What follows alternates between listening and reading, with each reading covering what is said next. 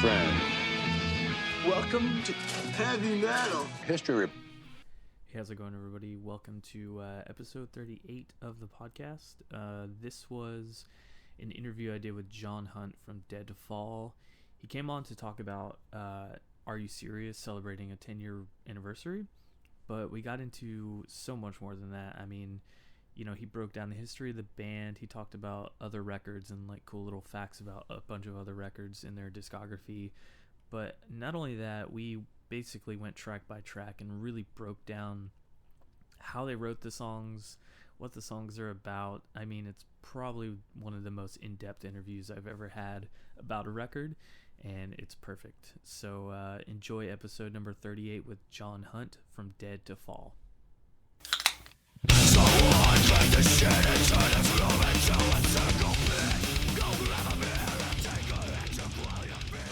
Alright guys, welcome to this episode of the podcast.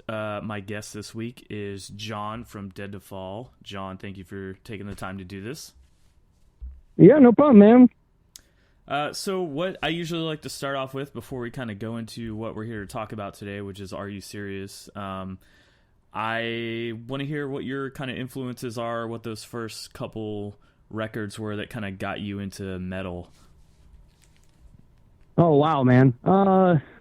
I guess, you know, like a lot of people probably have a similar story, but about 13 to 14 years old, you start listening to stuff on your own, picking up some CDs, picking up some tapes. I guess back in those days, you know, wasn't much downloading of stuff. Yeah. To put it in age perspective, I guess I'm talking about 93, 94. Just stumbling across, I think probably the first heavy thing I stumbled across was like Rage Against the Machine and Nine Inch Nails. Went to a Nine Inch Nails concert for the Downward Spiral tour, and that kind of was my first experience seeing something really aggressive and distorted. It took me down a road of listening to some Skinny Puppy, some From 242, and some different industrial stuff that had a lot of distortion and aggression to it, which I think then I kind of came across hardcore with some people at my high school and hanging out with some people. I think one of the first shows I saw was Pete Wentz from Fall Out Boy's hardcore band in Chicago, which is now really funny to think about. They were called X Firstborn X, which he was then in the band Extinction, Andy Hurley and Race Trader, and the politics of those days kind of also really stuck with me. The way that they people just, you know, kind of cared about each other, but also stood for something, and something to that really drew me in, like seeing that there were people that had something to say, and it wasn't just, hey, we're making music for the fun of it. Yeah, that's a huge piece of it. You got to enjoy what you're doing, but having a message behind it and having something to say was always pretty important. So then I guess we're talking about high school, and I met the dudes. They went to a different middle school than I did, the guys that were in the original lineup of Dead to Fall. Okay. Anton was a year older than me. He went to the same middle school as me, but we kind of knew each other in middle school a little bit. But high school, those guys had a band called Disillusion that was kind of Deftones-y influenced, but they had two singers, Aaron Cosgrove and Andy Dalen, that were more of like, you know, hardcore dudes that went to hardcore shows. Yeah. And they were ripping some stuff, and I guess it had a couple other bands I would compare it to, but I guess early Deftones would probably be the best way I could get it. But it had some weird like Hendrix guitar licks to it with one guitar player, because Anton was like a huge Hendrix, you know, blues guy. So I mean, it I guess to a certain extent there was probably a little bit of nu metal, but at that point I don't think there really was nu metal in the sense people were wearing makeup and all that. That was starting to come out. But they Dead to Fall came out of Disillusion. So I'm in freshman year health class, and I sit next to a guy who became one of my best friends, Jason Davis, who knew Brian Lear, because Brian Lear went to Catholic high school that Jason came from. And Brian and I started a band called Stalemate, which was our hardcore band. And we played shows with Disillusion, and we knew those guys. And then Stalemate broke up, and Disillusion turned into Dead to Fall for about 2 weeks, and then both singers quit. And then they kind of asked me if I wanted to sing for Dead to Fall. I think they'd done one tape at that point of 2 songs. There's probably 75 copies of this tape floating around somewhere. Oh, wow. but it's Dead number 2 Fall at that point, which is also really funny. So then, you know, I went to the first practice, and the very first practice we wrote the song Memory. So this is 98 now. And then that became the group was Anton Jones, Brian Lear, Justin Jackamack, Dan Craig, and myself. And so we did the Memory demos at that point, which was For the Memories. And that was we added some of the stuff that they'd done with the other singer before that at the end of it, and it almost turned into like a nine song demo CD. And that turned in, you know, we did a couple other demos, and with those guys were listening to a lot of At the Gates and a lot of In Flames and Soilwork and stuff like that, which is obvious in the Dead to Fall songwriting. But I think at that time I wasn't listening to a whole bunch of just straight metal, mostly just hardcore. Was really into, you know, breakdowns. Yeah. Which, you know, when you're 16, 17 years old, and those have a lot of energy, and you know, bands like Hatebreed and all that stuff was really stuff I was listening to, and I really liked when things fell apart and everything got really violent. That was appealing to me. But the more I hung out with those guys and the more that we jammed, I think I started listening to stuff they were listening to, and At the Gates is probably the one that stuck with me the hardest, being a band that became one of my favorites. But those Soilwork records and the In Flames records are other ones, basically all the Gothenburg stuff. Okay, yeah. You know, and then I think at that point there's some Burn the Priest turned into Lamb of God, and they started doing some stuff that was a little bit more just straight metal. But I don't know, that's the history in one big breath, I guess. No, that's really good, man, because you definitely have like a really good trajectory of like kind of where you started out with like the industrial stuff and how it morphed, you know, to like the beginnings of the band too. So that's really awesome to kind of hear and see like how it shaped into eventually getting into Dead to Fall and everything like that. Yeah, it's kind of, you know, I think that's the natural way things started. I hope that's the way it still is for people, but you hang out with people and they listen to something and you're like, wow, okay, that's cool. Or and you listen to something and they think it's cool, and you just, you know, share music back and forth. And it's easier now when people can just send playlists back and forth. But I always remember just riding around in cars, you know, and listening to people's CDs. One time there was a Cryptopsy tape that was in Dan's Jeep, and I think we listened to it for like 2 months straight. Every single time I was in the car with him, we were listening to the same Cryptopsy tape, you know. And when you have those CDs and tapes stuck in your car, you listen to them forever and ever. Yeah, I don't know if I don't really have that happens that often with music anymore, you know. Yeah. Like, I listened to this album for 2 months straight, you know. Yeah, it seems like music shelf life is a lot shorter. Like you kind of move on to the next thing nowadays. But yeah, back then, man, it was like you're kind of not necessarily stuck with it, but it's what you had for however long amount of time until you got something new. And man. Well, and I think the physical, like, I got to take it out and put in another piece of media to listen to it. Well, I have, like, Spotify ADD. If I pull it up, I'm just like, there's so many. I could listen to any single thing I want to in the entire world, and I can't think of anything right now. You know, like. Yeah, I get that way, too, especially, like, when you're in a certain mood, and you're like, oh, this is a cool song, and then you're like, I'm over this. Let's go on to something else. Just constant. Right, you don't even make it to, like, the end of the song. Yeah, you know, flipping through it. But that's I like those foundational pieces of like, hey, this really good friend of mine turned me on to this album, and every time you hear that album, it reminds you of that friendship and also those times you had listening to that music, you know.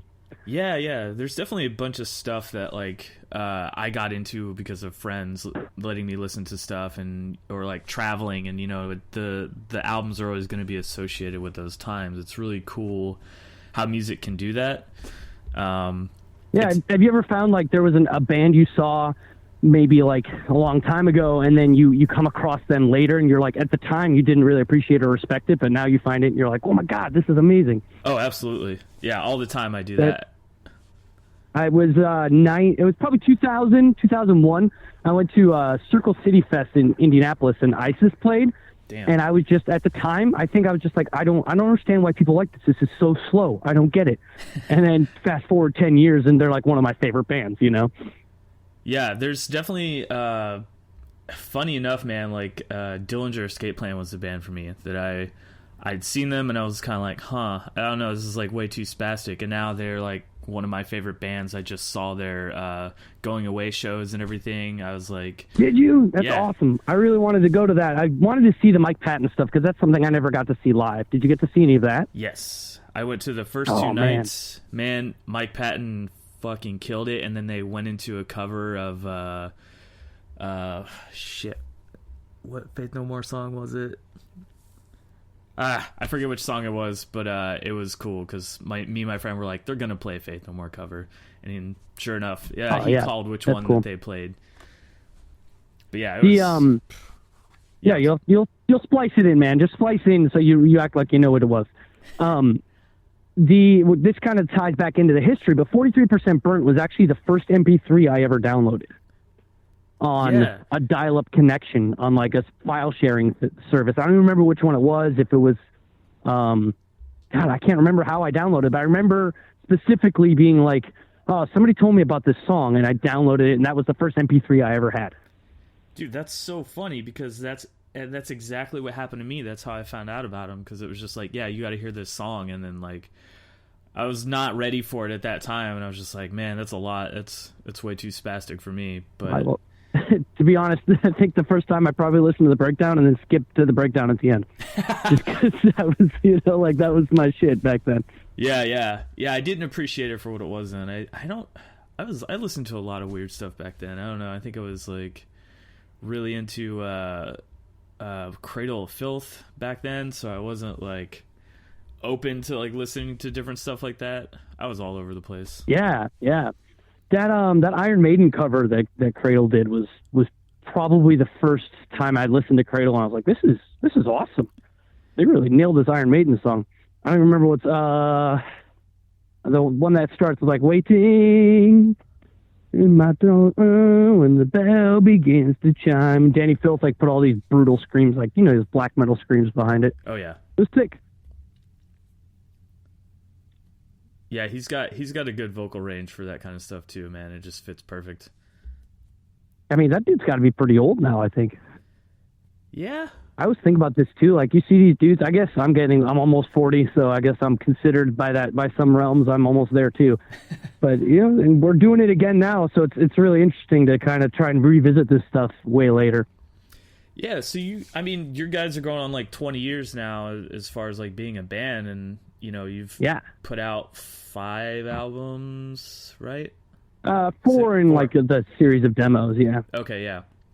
And it's got to be pretty crazy, like looking at just that span of time and how much music has evolved and where you guys are in kind of like the lexicon of all that.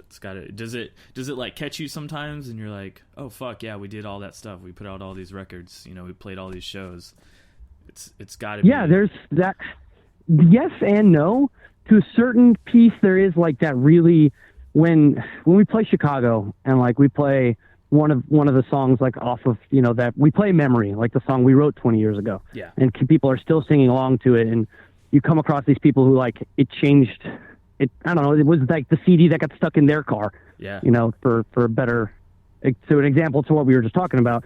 That is a little bit puzzling to me and weird because it also just feels like I'm hanging out with my friends from high school and we're just playing music. It's not really that big of a deal. So I sometimes have to get that step back and be like, oh, wow, this really means a lot to a lot of people. And I really appreciate that. But it means a lot to me that I get to make the music again with those guys that started it. Mm-hmm. The lineup that's playing now is the original lineup. And after the band broke up in 2008, we did one last show in 2009 where it was like almost every lineup did versions of the albums. Like I think we just rotated people up on stage the whole time. Oh wow. Yeah, it was. There's some videos that Chad edited together that are up there, but like we ended with the original lineup playing songs off the first album. That's and so sick. I mean, that was. I thought that was going to be the end, and I was fine with that being the end because it was a real like, wow, this is a culminating experience of all of it. And kind of like me and Logan that was the first time we'd hung out since the band broke up because that was kind of like we've had a falling out, mm-hmm. which I'm sure we'll get to here in a moment. But that us getting back together and then, it's just weird how it all kind of falls in place. But the friendships are the part that I'm really attached to now because maintaining those friendships over the years, like the original lineup, even though those guys weren't in the band after I guess Justin left 2005, so that was the last original member to leave. Maybe, yeah, it was 2005, I think, 2004 possibly, end of 2004. So keeping in touch with those guys, and Dan lived in Florida and Justin lived in Atlanta, and we would go on tour and they would come out to the shows, and I'd go to their weddings, or we'd come across each other, and then after the band stopped touring, we'd still just try to get together and hang out. And now we're like, wait, why? Like Dan, Anton, and I were all in Florida at one point, and we had a band called Bill Brasky, the SNL character. Yeah. Like Casper, who ended up being in Oceano after that, was in that band as well. And like we never played a show. We were just jamming in a practice space. And it's kind of funny now to think about, like, why wouldn't we just call it Dead to Fall? Like, I mean, it's basically Dead to Fall at that point, Yeah, that's a good point. But it's just kind of, it was cool to maintain those friendships over time, and now it really just gives us an opportunity to hang out more. We've hung out more in the last 2 years since we've been doing shows again than we had in the decade prior. So I'm really excited about the fact I get to see, the guys I'm probably the closest to in the world more often. Yeah, I think it's probably good sometimes to have like that little bit of break from everybody, especially when you're like always either in a van or like on the road with somebody for 3 to 6 months out of the year. It tests the patience a little bit. Or 8 to 10. Yeah. I mean, that was as we were touring full time, living in that little bubble of touring full time, you have this perspective that's a little skewed, and you don't really my perception of reality needed quite a bit of adjusting after I stopped touring on what was real and what wasn't, and who were my friends and who I was, I guess. Because I think at the end it just became, I didn't really have much of an identity outside of just being John from Dead to Fall. Yeah. Which is just mentally, there was a lot of anxiety and different issues that took a lot of struggle and processing and work to get through after that. Yeah, I think that's something, this has actually been a theme for whatever reason the past few episodes I've done, but it's definitely something people on the other side that are watching you, don't really understand, like the mental kind of shit you guys have to go through while being on the road and, dealing with all that stuff. They just see you on stage playing your songs, but they don't think about like, oh shit, we got to drive 8 hours, to get to the next city. We got to load in at like 10 a.m. or 12 p.m., all that stuff, dealing with family stuff while on the road. It's stuff that people don't really think of, and not that they should have to, but it's good right. to kind of realize that you guys are human too, Well, I don't think, I don't want to be like the crybaby, oh, what was me? I have to go on tour. I mean, it was a dream come true, it was amazing. And I consider myself lucky that I got to experience what I got to experience. But the piece of it where I started to feel kind of like a ghost, like I'd leave for tour and I'd come back 2 months later and like my friends were living in different apartments, or come back 6 months later and people have different girlfriends and are hanging out in different social circles than when you left. And like you drift in and out of town, and you don't really, at one point I didn't have a home. I think the last 2 years I never had a door that I could close, and like you couldn't maintain a relationship. And it just, those little tiny pieces of what I guess make us feel like, that's our identity. Where you live, who you hang out with, what you do on a regular basis, those pieces being missing, they almost have to be replaced by something else.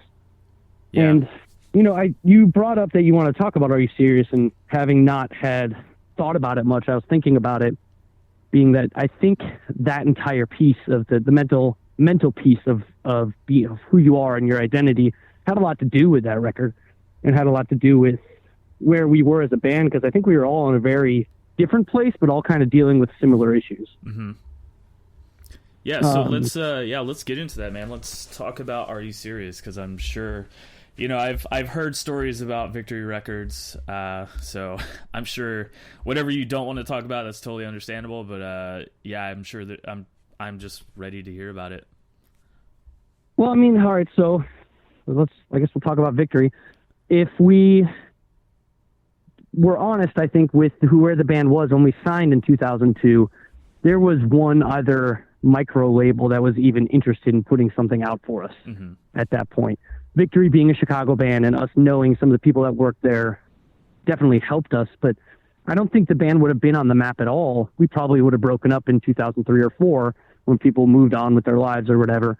if we hadn't gotten on a label and started touring. Yeah. So that support from them, putting the records out and putting money in and advertising and everything else, is the reason the band became anything.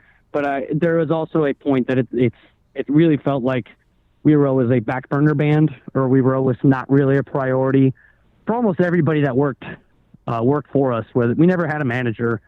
At one point, there was a couple of people that were interested in managing us, but it never really stuck. So we always kind of did everything ourselves. Had like various booking agents, but you kind of feel like, okay, why are we doing this? And you just feel like you're kind of stuck in this. All right, we're helping everybody else out, but what's this working for us? With Victory, I think that was, Are You Serious? Was when our van was really not safe to drive anymore. We had like 240,000 miles on it. It was falling apart on, all the sides. Just had run it into the ground. The song Sleeping Bag is actually about the van. That was the name of the van, was Sleeping Bag. That's a good one. Yeah. Well, it's from a movie that Chad Fierstad really loved called Trailer Town, that he would bring on tour and show people.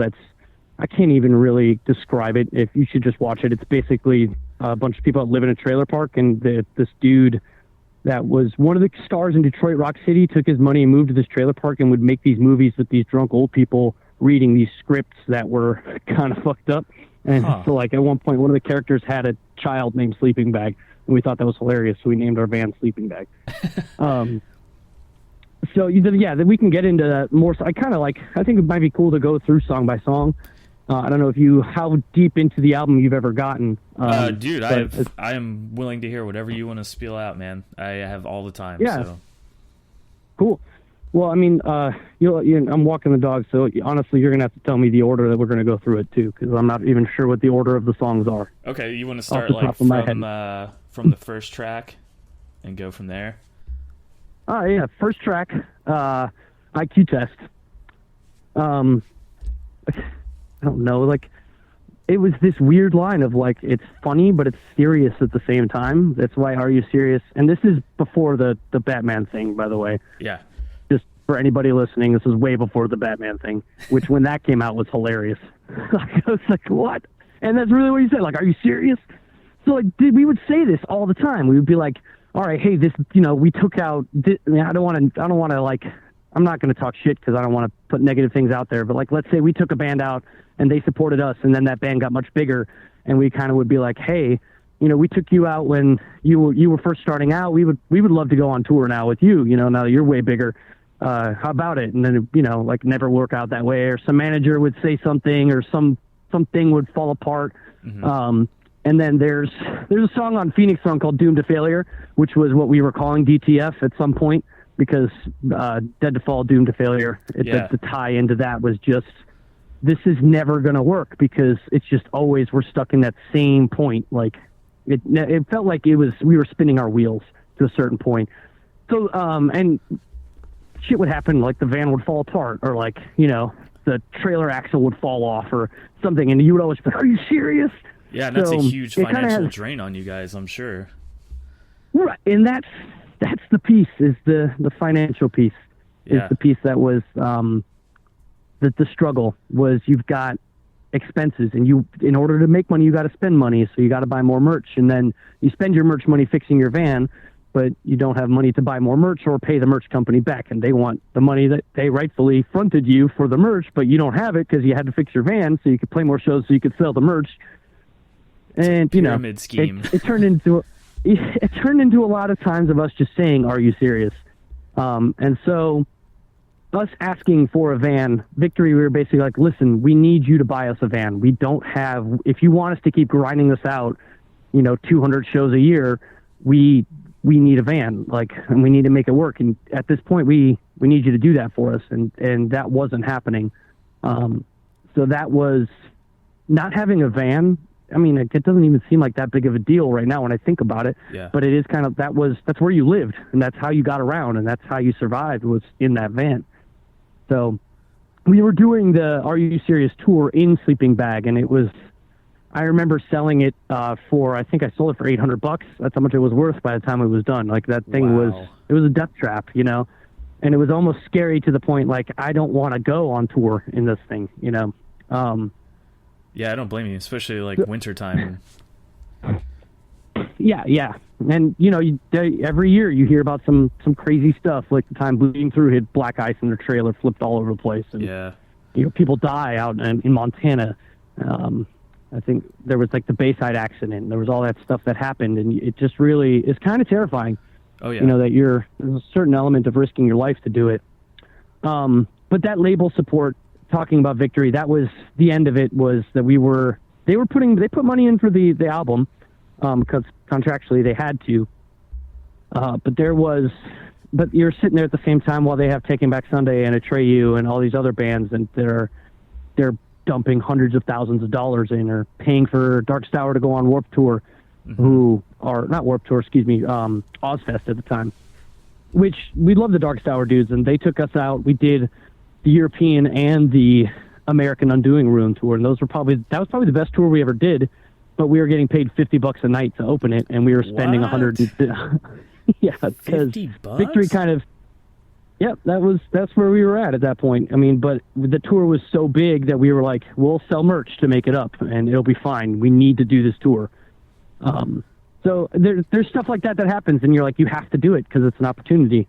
Or Victory really wanted us to record Are You Serious? And we got offered to Bring Me the Horizon tour in England, and we couldn't do it because Victory said we couldn't cancel our recording sessions.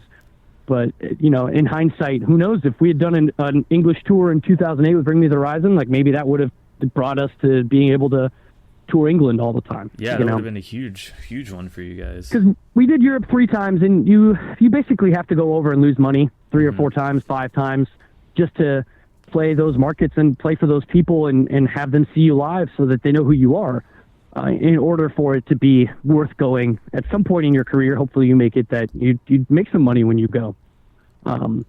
Which, you know, we did the Undoing Ruin tour in Europe, and that with Cephalic Carnage, and that was an awesome tour.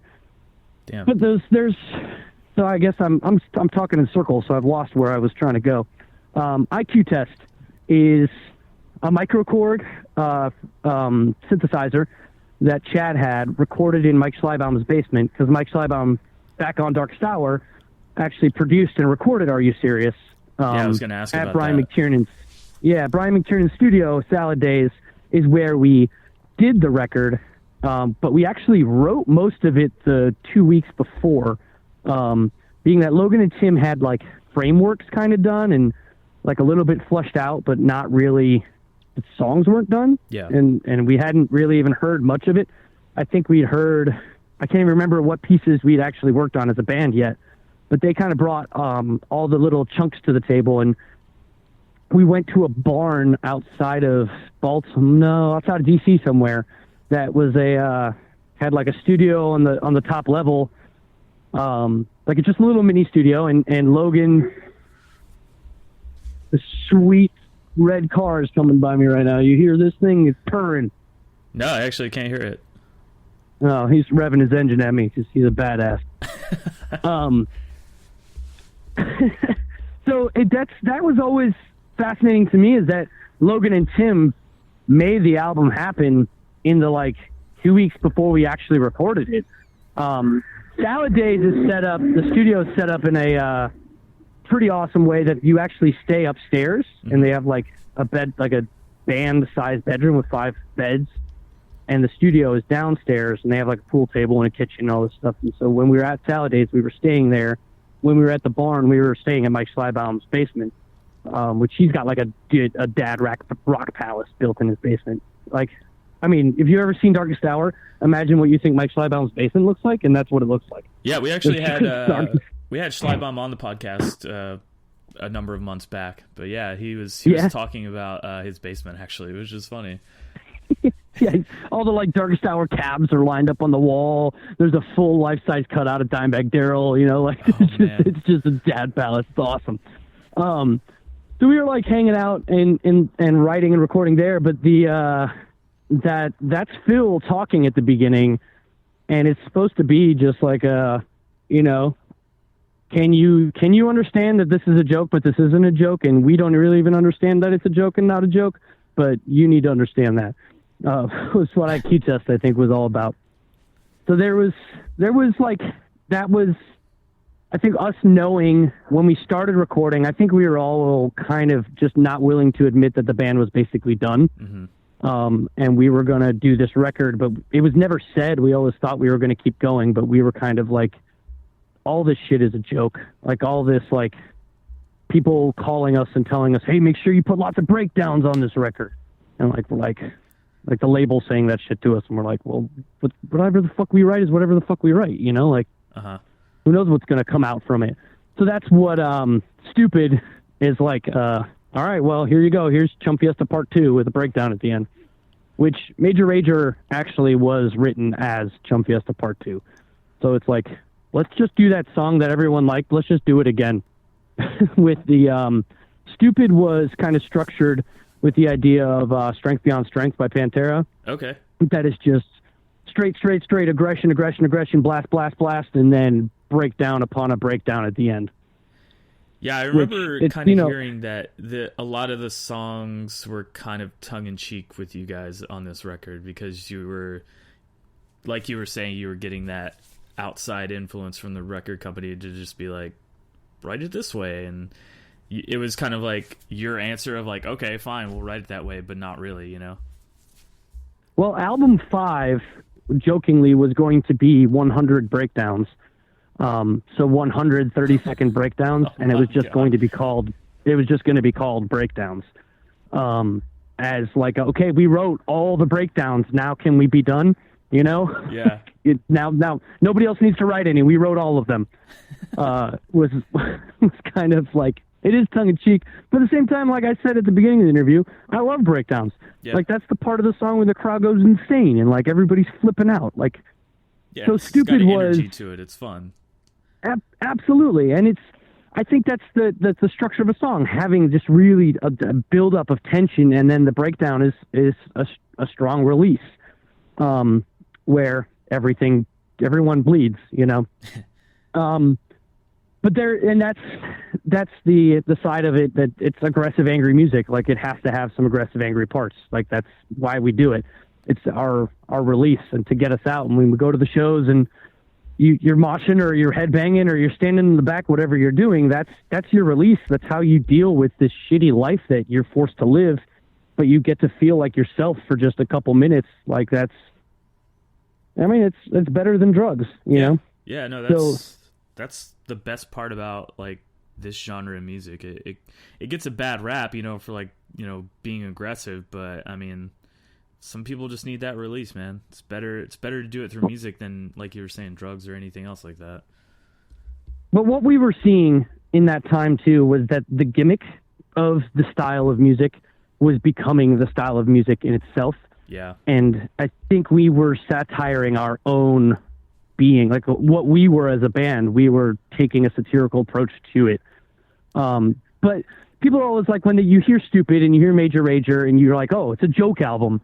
But as the album gets pretty deep and farther in, I think there's some pretty serious stuff we were dealing with, and lyrically that I approached as the album went on. I don't think it was a joke album. I don't think we were I wouldn't call it a joke album either. I'd call it more of like a self-aware album. Yeah, I think that's probably a good way to phrase it. We were looking at it, and it was I don't know. A lot of it was a joke. Like, what we were doing just was becoming a joke, and in the sense that we were like, this is fucking stupid. Like, we're still doing the same shit. Are you serious? Yeah. So let's write the song Stupid. And the song Stupid is just the lyrics. I recorded the song in Schleibaum's basement because we ran out of time in the studio. It's the last one I recorded. But the lyrics were on his bathroom wall for a long time. I don't know if they still are in his bathroom basement. But just like Yo Logan, Botgun That Cheer, which Lone Star from when he was in I want to say, what's all? I got an all in the name. The band he was in before Darkest Hour. Yeah, shit. At All Costs. Yes.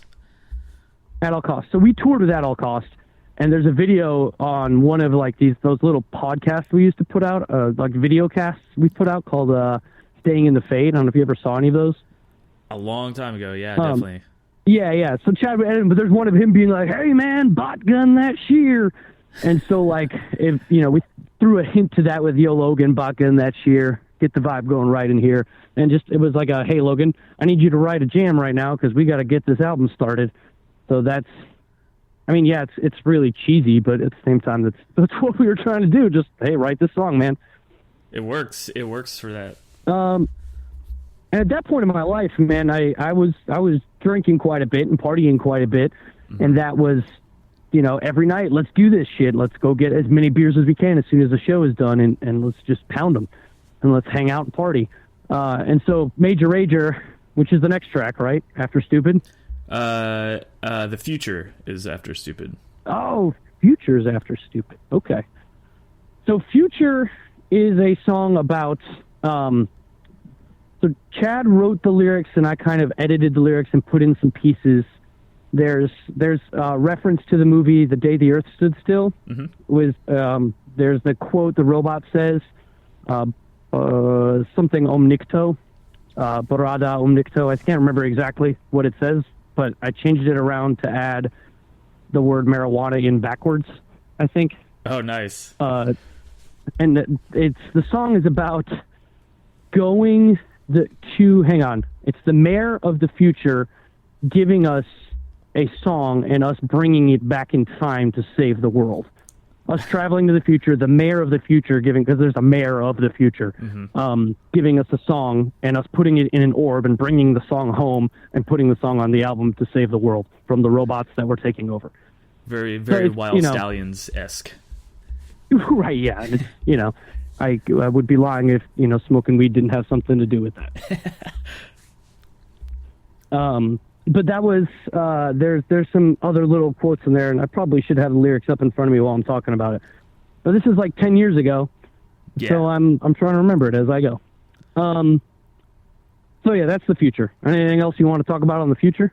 Oh, there's a sweet fucking thing about that. We brought a theremin player in, because we're like, what more futuristic instrument could you get than a theremin? Oh, so there's a dude that actually plays theremin at the end, or at the beginning, there's a theremin like going on, which is just an awesome instrument. Yeah, that definitely has like a really interesting vibe to it, man. That's one of those instruments that I would love to see people utilize more, because it's got a really unique sound that, if done right, could really just give a little extra something to a song, whether it's like for cheese factor or for like legitimate like making the song right. Yeah, it's a very limited instrument on what you can get out of it. It's very, it has some nostalgia to it from like the 50s radio shows and stuff when they would use them to talk about the future. Logan at the time would always listen to headphones. I mean, like 6-7 hours a day in the van, just listening to music on headphones. So mixing that album and using the effects, I mean, this is the first album we had that was actually produced. Every other album, I feel like, was engineered and recorded. This one was actually like Schleibaum being like, hey, let's put a whammy pedal here. Hey, let's put this octave pedal here. And Logan being like, no, make it fade from the left to the right over there. And very thought out on how the effects were going to play if you were listening to it on headphones, which I don't think at the time a lot of bands were thinking about, like how can I make this more aurally pleasing as you listen to it, to just kind of trip your ears out when it's panning from left to right. And I never thought about that stuff, but Logan was really smart on getting those things done. Chad was writing a lot more of the lyrics at that time too, and Logan wrote a couple lyrics as well, a couple songs which we'll get to. And Tim Java, being the drum maniac that he is, the drums on those last two Dead to Fall records are pretty phenomenal. That guy did stuff with drums that I think still pretty much stand the test of time. Like, he's an incredible drummer.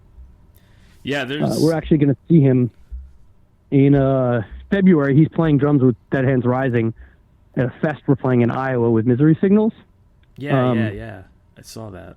And the original lineup of Nehemiah, which includes Logan and Chad, is playing. Oh, wow. That's pretty cool. It's going to be awesome. It's like, yeah, everybody's going to kind of be there. I think there's only like 50 tickets left. I think it's already sold like 600 tickets. So, I mean, for Iowa in February, I think that's going to be a pretty banging show. Yeah, can't imagine there's much else to do in Iowa. Well, I was talking to Jordan Peterson from Two Period Die, who's kind of in responsible for making the show happen, and he's saying that tickets are kind of equally distributed from Illinois to St. Louis to Minneapolis to North Dakota, South Dakota. There's just people from everywhere coming out to this thing. So damn, that's our, being a Midwest band. I guess I didn't touch on this in the history piece on how those guys ended up in the band, but them playing together, because Tim played drums in Nehemiah for a while, and Tim went to high school with Logan and Chad in Minneapolis, and they all kind of came out of one high school together, the way the original lineup came out of one high school. So and we knew the dudes from Nehemiah. We played one of their first shows in Minneapolis. We came up with this band, End This Day. Have you ever heard of them from Milwaukee? Yeah, it sounds familiar. I know I had to. They were on Life Force Records. Yeah, they weren't like, I don't think if you were outside the Midwest, you never really came across them all that much. But they were really influential on Nehemiah. And then that band broke up, or I think all those original guys quit, and then most of them ended up in Dead to Fall. And I moved to Minneapolis for a while, and I was living with Burke with Dead Hands Rising in Minneapolis. And the band moved from Chicago to Minneapolis at the end. Okay, so you guys like just kind of went to another state and kind of not regrouped, but that's like where you guys are based out of for a little while? Well, I mean, everybody from the original lineup was gone and was replaced with members that all lived in Minneapolis. Yeah, so I was the only one that lived in Chicago. So, and I didn't have anywhere to live. I was just crashing on couches. So I was like, well, it might just make sense to just say the band's from Minneapolis now. Yeah, that's not bad. Yeah. But it's, there was, in the history of Dead to Fall, I think like 16 or 17 members. By the end, it was a completely different lineup than what started the band, which is also... I feel like maybe we should have changed the name for Phoenix Throne, because there was no one left from the first two albums on the third album. But we put in so much work, so why change the name? That's always like a double-edged sword there, man. Like on one hand, it's like, yeah, we should just do something else because nobody originals left. But you've already built so much on this name. It's like, well, we could still write Dead to Fall songs, like why not? And they sound really different. Like you can hear a difference between Villainy and Virtue and the Phoenix Throne. Absolutely. And then Are You Serious? You can hear quite a difference as well. Phil did a little bit of songwriting. I think he wrote a solo or two, but he had just joined the band like a couple months prior to us hitting the studio. So he wasn't. It was mostly Logan and Tim that wrote most of it. Yeah, that's the one thing about your guys' discography is like every album sounds completely different from the last one, and it's like it's the same band, but it's just so like. Damn, you got like different flavor for every day of the week, basically.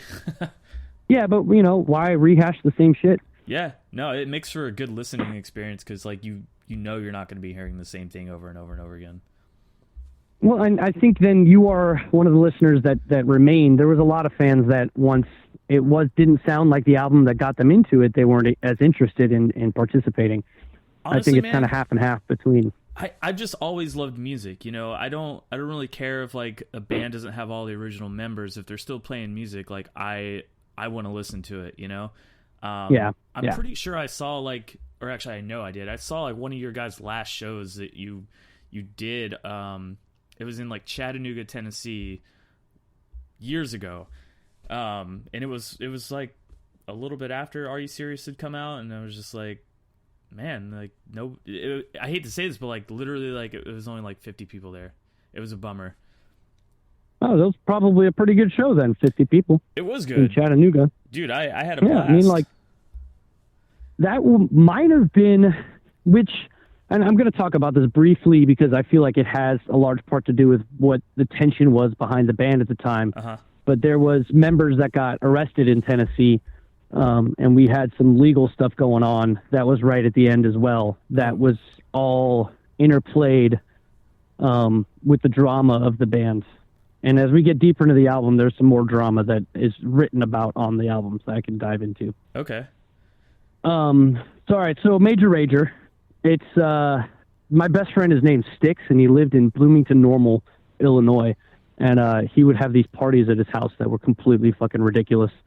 And so there's a couple about that, and there's just a couple lines written about other house parties that we went to, and it's just basically like a, hey, let's rage, you know. And the song is, if you put it side by side with Chum Fiesta, they're kind of the same song structurally. Okay, I'm gonna try that. yeah, it's and Chum Fiesta was like a kind of a party song as well, you know, like people really enjoyed it, and so we wanted to, at some point we had talked about having, this was a Mike Schleibaum idea, having a character that we would give like a friend a like military costume with like a beer bong helmet, and they would come on stage during Major Rager, and they would be Major Rager, and like it was like a Guar-esque, like we have a dude in costume or something. I'm glad we never did it because it's a terrible idea, but it's pretty funny at the same time. It is funny. So you guys did a music video for this song. Yeah. Whose house was that? Have you noticed that? Have you noticed that Logan's not really in much of the video? Yeah, definitely. It's Logan's house, and we just put up in Minneapolis. It was cold. It was winter, and we put up on MySpace at the time. There was no Facebook. We put up, hey, we're shooting a video at Logan's house. Everybody come over and bring beer. And like 200 people came, and we played a set. We played the song like 4 or 5 times. And it was like we had Tim's, a relative of Tim's was into video directing movies at the time, and he was really into shooting everything on actual film. So that video is actually shot on film, which made the video cost like probably $10,000 when it should have just cost like $200. Wow. Because like we directed it all ourselves. We went to the thrift store and bought like that TV, and we bought all this stuff ourselves. But the actual film piece was the part that was really, really, I don't know if it was 10,000, but it was multiple thousands of dollars, maybe 8 or 9. Yeah, film is definitely not cheap. Yeah, and while if you look at Chum Fiesta, which was a more popular video, I think both videos did pretty well. But Chum Fiesta only cost $50, and we just had our friend film it on the beach, you know. Yeah. Which at the time, there was like this thing, like, you know, with labels, like you have to spend this much money to get your music video on MTV. And so we were like, well, we're just going to make a music video because Victory wouldn't give us a budget for a music video. So we just did our own for $50 and put it on YouTube or on MySpace and stuff. And then it actually got played on that Headbangers Ball when Jamie Josta was hosting it, where it was back for like a year or so. And so that was kind of, and I mean, that was, the viral videos were a thing, but they were not really a thing. So that kind of, and I remember there was a Chum Fiesta tour pass that had like a somebody farting on it, and then the person next to them was saying, "Are you serious?" So like, there's a little foreplay in there. You know, that's one thing I always like dug about you guys is you have a pretty good sense of humor with stuff like that. Like the fact that the videos are pretty funny and ridiculous out there is one of my favorite things. Because I do remember seeing that Chum Fiesta video, and me and my friends were just like dying laughing at the fucking blow up shark. And then was it you that was just laying in the water at the end there? Yeah. You're just... Which then at the end of Major Rager, it's the same shot, but I'm laying in a bathtub full of beer. Yeah.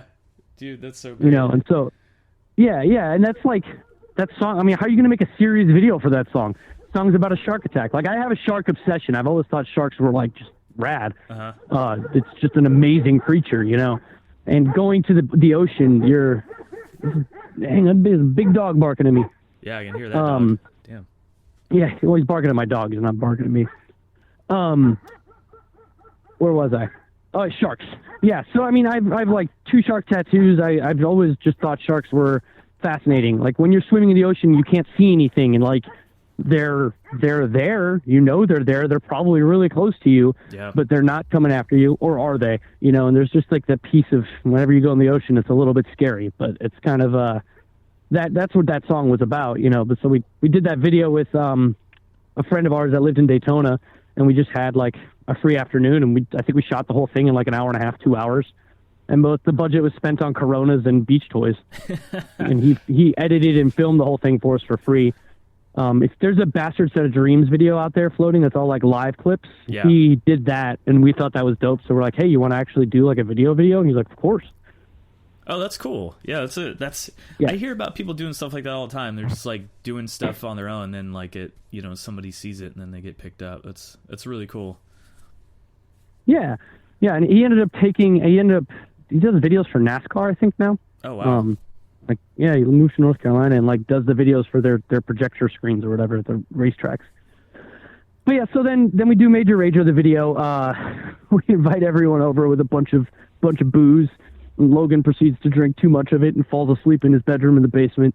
And by the time he did the live set, but he's like, I wish we would have shot him sleeping and included it in the video. But at the time, I don't think we thought of it, But he's like not in all of the little skits that happen after the live stuff. He's just not even there. So it's pretty funny because it was literally, we were having a Major Rager and it went on to like 5 or 6 in the morning. Oh man, that's so awesome.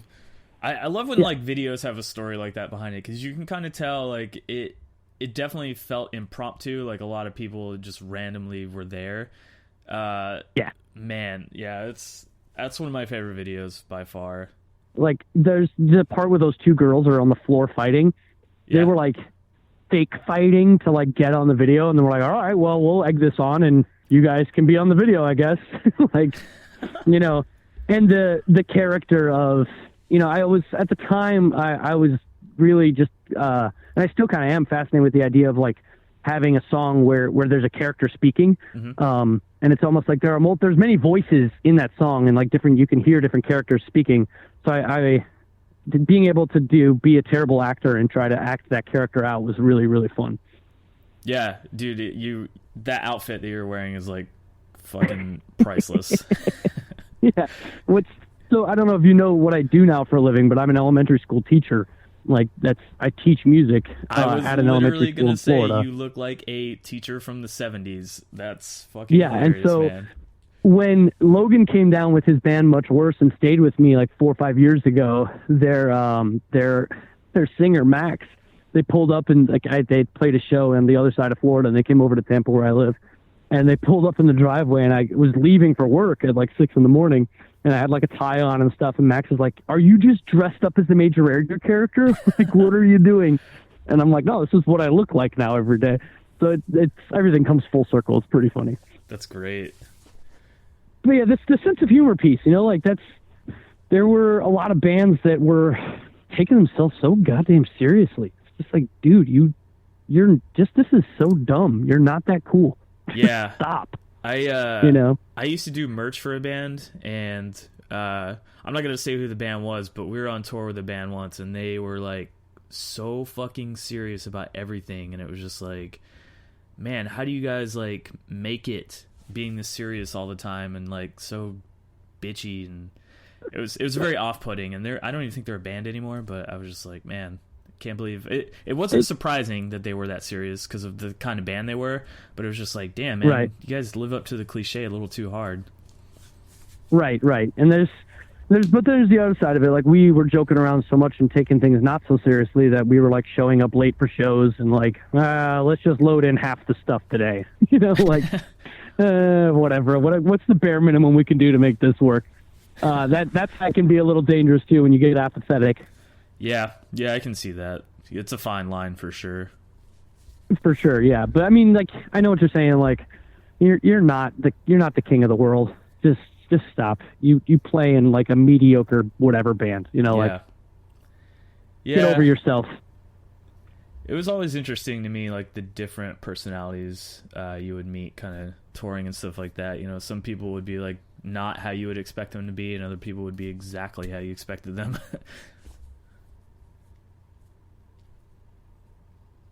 Hello? No, sorry. I had to put the phone on for a second. No worries, man. All right, so we got Major Rager. Yep, we're up to Loch Ness. I think that's like Loch Ness. So Loch Ness is Logan wrote that one, the lyrics. Okay. And I have the same interpretations of it, I think, that anybody else reading it. But there's the song is pretty. He was very adamant on writing the lyrics for it, and it had a lot of personal meaning to him. Mm-hmm. And I think it's probably one of the most beautiful songs we ever wrote. Like there's definitely like a mountaintop solo in there. Like you feel like you're just the wind is blowing in your hair when you listen to it, and you're on top of a mountain.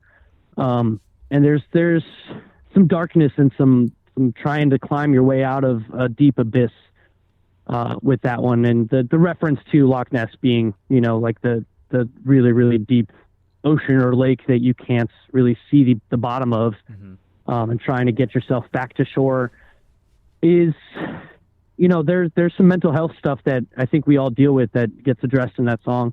So when we never really got to play it live, but when I sang it, I definitely remember feeling and just trying to channel that same feeling, because I think we've all felt that way. Like everything's, I don't know, how can I phrase it best? I think going back to what I was saying earlier about being a ghost, like everything's dissolving on shore, and you feel like you're drifting away and floating away. Yeah. And you're stuck in the middle of this abyss that you can't climb your way out of, nor do you know how. And I think that's the best. And like I said, I didn't write the lyrics for it, so it is not, I can't profess to know what it was about from the writing perspective. Yeah. But the feeling perspective, that's what I feel from it. Yeah. So you kind of like put your own little bit of it into it, even though you didn't necessarily write the words for it. Right. I mean, if you're going to scream at the top of your lungs and you're going to do a song like that, you've got to try to feel what the piece is. And he let me do the patterns the way that I wanted to do the patterns. But that line of dreams dissolve back on shore was one that was sticking with me quite a bit. Feeling like I'm watching this world that's turning and I'm not a part of it. And I'm in my own little world that's got its own, social rules and its own nuances and ways that govern it. But the world that everyone else is a part of, even the people that are coming to our shows, is turning in a direction that I don't understand, nor am I a part of. Yeah. Was this how you guys typically wrote an album? Like you would all like kind of take turns writing different lyrics or stuff like that? Or was I wrote all the lyrics up until that point. Okay. Being that we wrote the album in like 2 weeks, yeah, I was cranking out. I had booklets of lyrics, but I was also finding like, let's make this more of a band effort, because I felt like the band was falling apart at the time, and I needed to. I was also willing to just see what they were willing to write, and Chad and Logan were, and I was willing to accept the help to try to make it a little more unified effort. Okay. So it was weird for me too, because I'm a control freak. So I know I want to be in control of things, and I know I want to know how things are going to work. And when I'm in charge of it falls apart, I know it's my fault.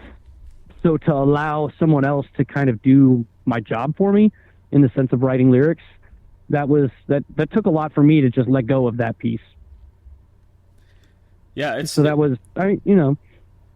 pretty cool that like, you wanted to change things up a little bit this time around. I mean, even though like, it was 2 weeks that you had to do it, you at least tried to invigorate like that energy into like keeping the band together in whatever way like you could. Yeah. So you have, and this is going to come up on a song here pretty soon, is that Chad was dating a girl that they broke up with. They broke up with each other, and we were leaving for tour, and Chad went to pick up Logan, and Logan and this girl had started dating. So that comes up later in the album. And so that was on top of the arrest, criminal stuff that was going on, and as far as like legal issues, there's some weird social dynamics within us as a band that were very difficult for us to deal with, and I don't think we did a good job of talking about them. And you are with each other so much that I know for a fact myself, I was pretty shitty to my bandmates many times, and expected things out of people that are not really acceptable to expect out of a friend. And it became a little more like it was a workplace situation with people grasping for control in different ways. And while there were those times like writing that album and making those choices, like we want to try to unify this, it really was, it felt to me at the time like I was not a part of, like letting go of that control also made me feel like I was not a part of it in a certain way. Oh, wow. Damn. And that's, I don't know, that was like, I don't want to, I love those dudes, so I'm not trying to to naysay or talk badly about anyone, but I know absolutely. and I want to take accountability for it, because I know that there were ways I treated those guys that were not, I wouldn't think were acceptable. Yeah. And I mean, now, in hindsight. Yeah. And it doesn't sound to me like you're talking bad about them at all. It's you, more than anything, it sounds like you're owning up to like your part in it, that it wasn't just them, it was everybody. Yeah. So what do we have after Loch Ness? Brain Melter. I think we got Brain Melter. So I wish that this video that we made for Brain Melter would have came out. There's a teaser for it. We did this whole just mind melting. So Chad wrote the lyrics mostly for Brain Melter. I threw in a couple pieces. But that one's, about melting your brain. Okay. That's the way I can say it. Not trying to, I think you can probably figure out what that means. Yeah, I gotcha. In a chemical sense. Uh-huh. So that it's just all about like a specific incident, or just the overall I think it's about the overall kind of the psychotherapeutic pieces of psychoactives. Okay. That there are understandings that you reach, or at least you perceive to reach, when you're in that state. Gotcha. That one's pretty straightforward then, yeah. Yeah. There's also a couple, there's that Jim Carrey skit, I think, on SNL when he says, ride the snake. Ride the snake. Yeah. So there's a little toss at that, I don't know, there's just that was something a few of us were into. Gotcha. So it was a piece of the band at the time, and I think we were like this weird metalcore hippie band for the whole last year, 2 years probably. We were a band. That's fucking So hilarious. you probably saw us roll out of a van. You would think we were going to be a jam band or something, Yeah, because you had long hair at the time. Dudes wearing tie-dyed, long hair, tie-dyed shirts and shit, Grateful Dead stickers,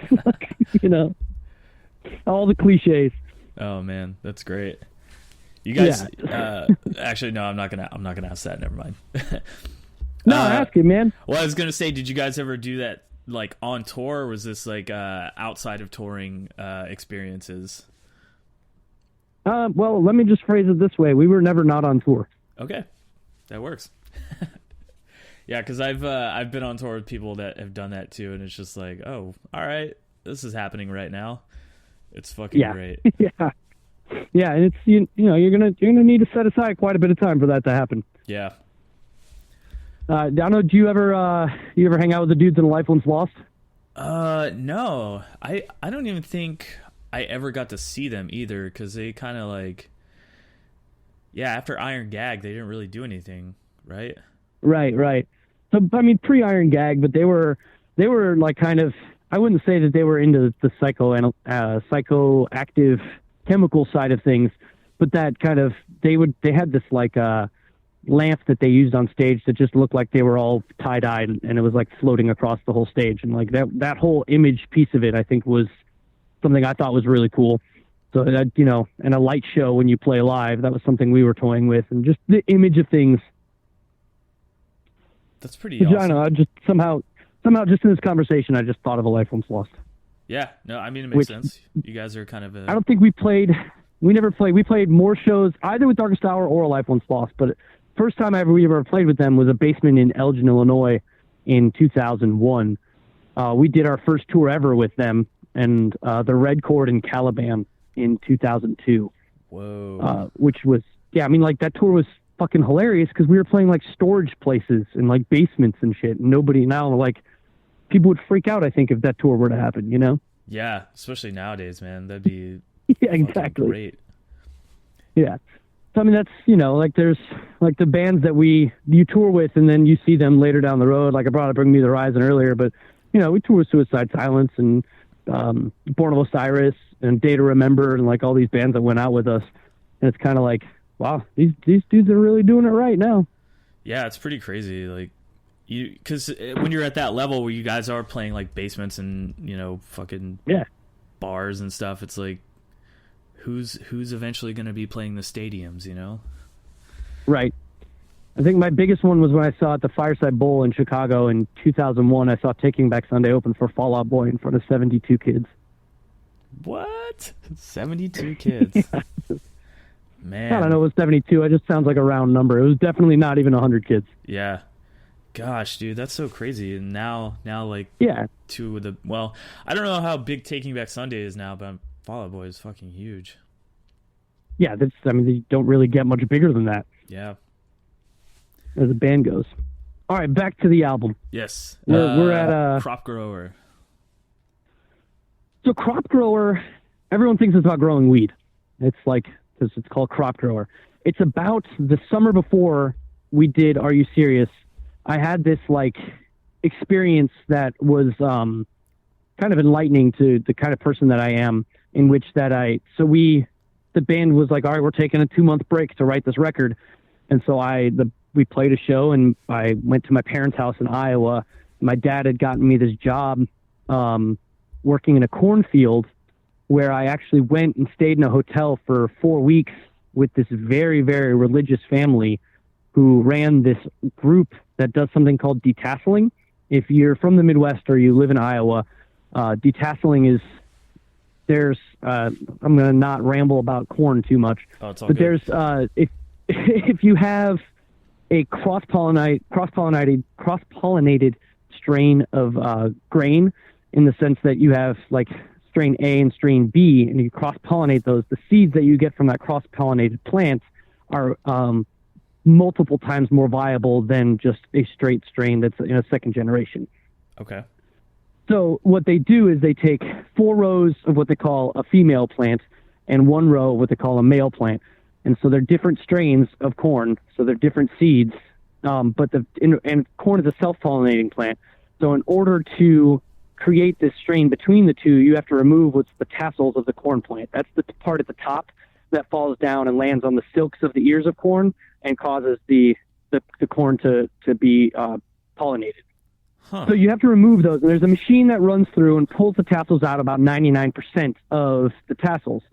But there's a coming-of-age job that you have as a child in Iowa of like 15, 16 years old, where you are walking up and down these rows of corn and you're looking for the tassels that are left. And you're pulling them out, and you get paid fairly decently to do it. But my job was, I'd never done this or even knew what it was, but somehow I had the job of supervisor. So I'm standing behind this row of 4 kids pulling out these tassels, and I'm, making sure that they do it right, but I have no idea how to do it in the first place. So, I mean, this is the song was about the fact, like, so I grew up as my parents were very conservative, and I grew up in a homeschool co-op and a very conservative household, very religious. And so being with this family, I realized that everyone assumes that you're exactly like them unless you tell them otherwise. So without just, trying to be anybody, just kind of sitting back and figuring out how I'm going to fit into the social circle that's very different than the world I currently live in. And I looked like Jesus at the time with a big beard and long hair. So that's what the chameleon Christ piece is in that song, is that like I'm a chameleon. I could fit into any place as long as I don't let these people know that I'm different than them. They're just going to assume that I'm like them. In the sense, like, I'm going to sit here and just let you guys pray in your circles and sing your songs, and I'm just not going to say one thing or the other in one direction, but everybody kind of just assumes that you fit into that. Yeah. And that would probably apply to any social circle you go to. Which it was a realization in my mid-20s that I was like, it's not really that difficult to fit into a social circle. You just have to adapt. Yeah, and it seems like you did a pretty good job of adapting to that situation. I don't know how I would do it. I'd be like weirded out, to be honest. But that's just me. All right, well, that's the other piece. You can't be weirded out. Yeah. You just have to let it. You bought the ticket, ride the ride. So I mean, I was getting paid to do this job, and I needed a job, but I lived with these people for like four weeks, which at the time was actually kind of a detox for me. Just to remove myself from the world I was living in and dive back into it later from a different perspective. Mm-hmm. Was where that song did. That was what that song was all about. So there's the other piece I talk about rogues in there, and there's also like a piece of the job where you have to go through and cut the corn that is left over from last year, and those are called rogues. So the song's about detasseling corn. That was a really long story. No, that was great, man. That it gives some insight too, like, you know, not just of what the song's about, but like what you were doing and where you were at, you know, kind of like using that experience to make the song, you know. You got a piece of art out of that. Yeah, and that's the part I think I was getting better at, and I'm struggling with now writing new material, is figuring out what my voice is, and letting your voice be genuine. Because if everyone has a voice, but I think people try to write, when they write lyrics or they write songs that they think people want to hear, or they write songs that are who they want to be as opposed to who they currently are, and being genuine and true to yourself and letting your voice be real. That's hard for writers, and it's hard because you have to be vulnerable. Yeah. You have to put it all out there if you want to do that. So writing lyrics now, that's been the anxious part for me, is that I haven't written anything in 10 years. I had a band that I wrote 1 or 2 songs for, and I've got a couple projects now that I'm writing lyrics for.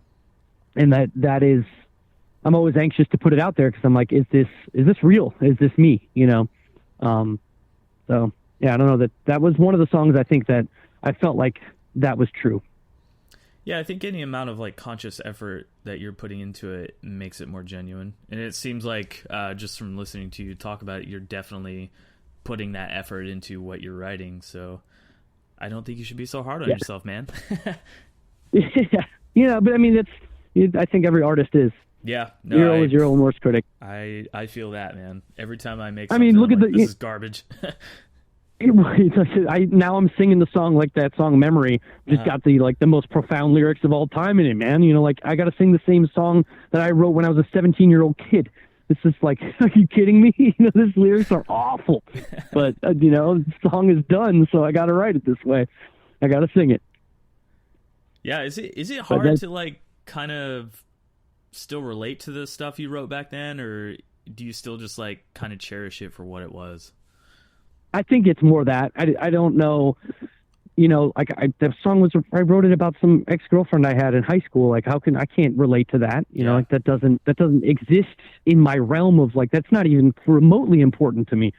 But I think the energy behind it and the feeling and remembering how that, when I wrote those lyrics, maybe the lyrics suck and I'm not into the lyrics, but remembering how I felt and the feeling that I had and the feeling I was trying to convey, I just don't think I was very good at conveying that feeling at that time, but I can still feel that way when I'm singing the song, if that makes sense. Yeah, no, definitely.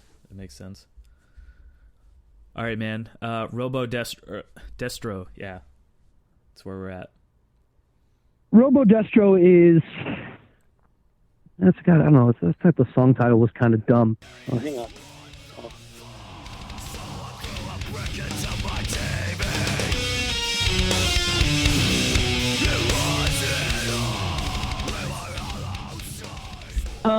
All right, so we're on Robo Destro. We are on Robo Destro.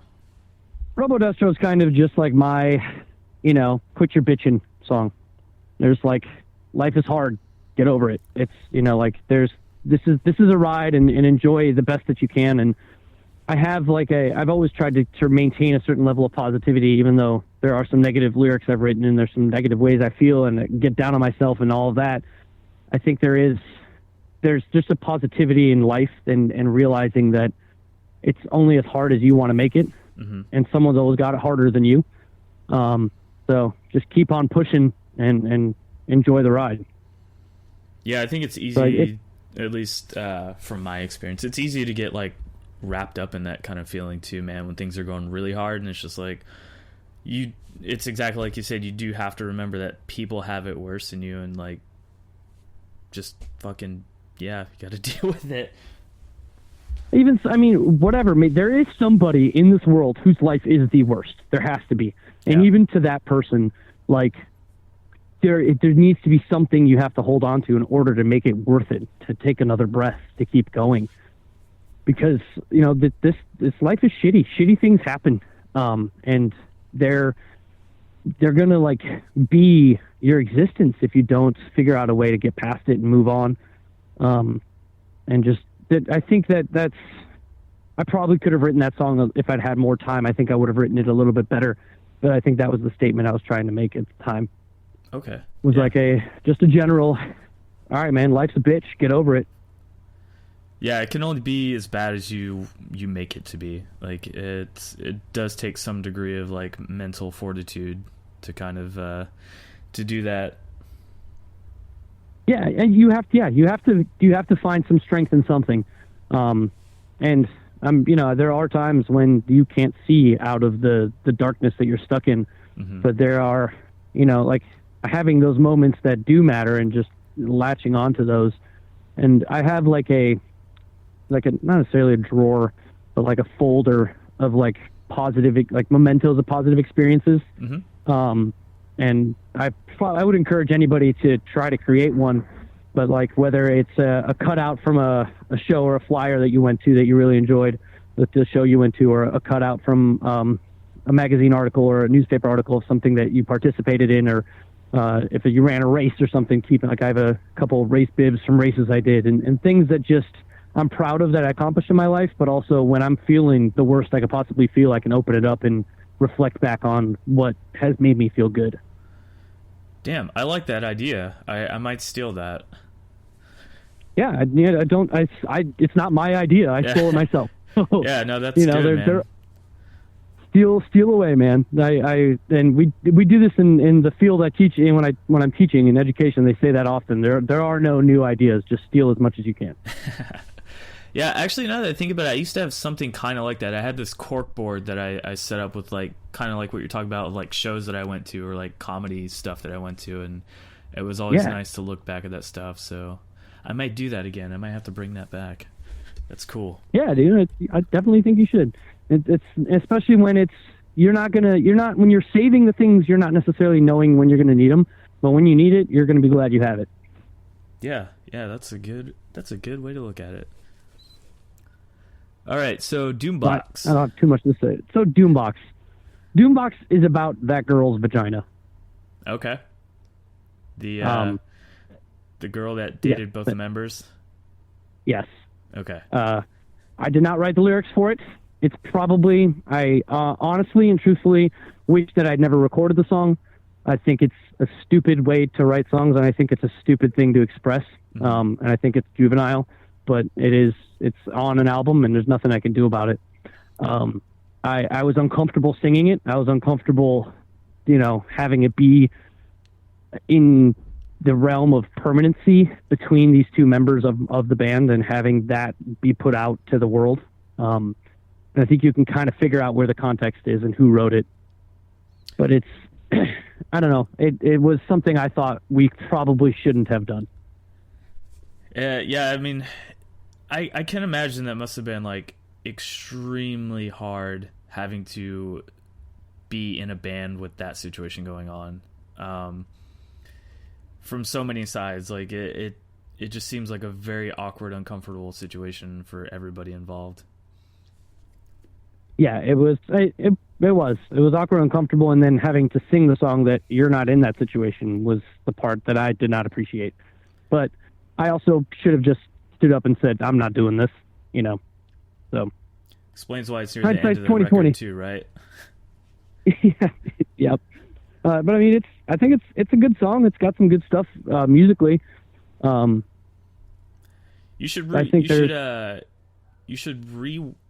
get rid of the lyrics to it, keep the music, and just put new lyrics over it. Yeah, it's interesting now because that is a band that's not Dead to Fall. As far like the Dead to Fall that exists now only plays the first two records. We don't play Phoenix Throne. Are You Serious? Because none of those dudes were a part of those songs. Yeah. So it is always interesting to think about. That's why doing this interview is very interesting for me, because even though I've been reliving some Dead to Fall stuff, I haven't really thought about this album in particular very much recently.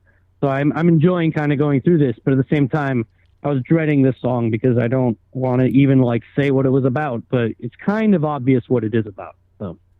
Well, I appreciate you being candid about it, man. I mean, Yeah. It's kind of crazy to me too that this album is 10 years old. Like, I know that's not necessarily a long amount of time, but like, I mean, damn, dude, a decade. That's pretty crazy to me. Like, having an album be out for that long, you know? Yeah. It's you know, yeah. And I thought it was a great album. I just wish that we hadn't broken up when we were supporting it, because I don't think it got the traction that it could have gotten if we'd pushed it, you know? Yeah.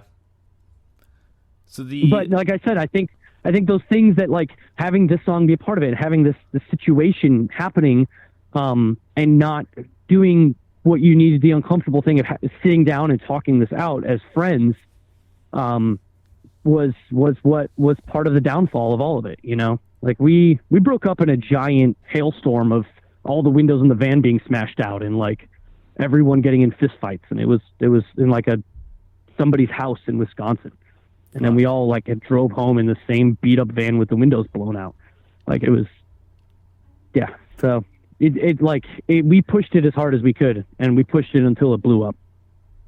Man, that's unfortunate. Like, you know, because if you get down to the core of it, you all were in the band for the same reason. You wanted to make music, you wanted to play shows, you wanted to just make art, basically. And, like, that driving factor couldn't even, like, hold the personalities together, because it was just so, I guess, unfortunately volatile at that point.